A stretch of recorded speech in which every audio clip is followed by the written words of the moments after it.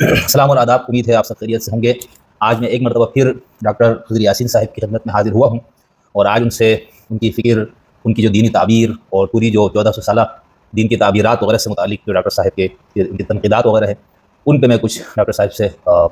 سوالات کروں گا، اور انشاءاللہ امید ہے مجھ سمیت باقی جو اسٹوڈنٹس ہیں جو یہ چیز سمجھنا چاہتے ہیں ان کے لیے بہت پرمغز اور مفید گفتگو ہوگی۔ تو ڈاکٹر صاحب بہت شکریہ آپ کا، آپ نے مجھے دوبارہ ٹائم دیا۔ اللہ تبارک و تعالیٰ آپ کو صحت عطا فرمائے، آپ کی زندگی میں برکتیں عطا فرمائے، آپ کے علم اور فکر وغیرہ سب میں برکتیں دے، اور جو آپ دین کے بارے میں جو آپ کا جو نقطۂ نظر ہے اس کو ہم مجھ جیسے جتنے بھی طلباء ہیں جو ان چیزوں میں دلچسپی رکھتے ہیں ان کو فہم کی بھی توفیق دے کہ وہ غور کریں کہ آپ کیا کہنا چاہ رہے ہیں۔ ڈاکٹر صاحب میں ایک سوال یہ آپ سے کرنا چاہ رہا ہوں کہ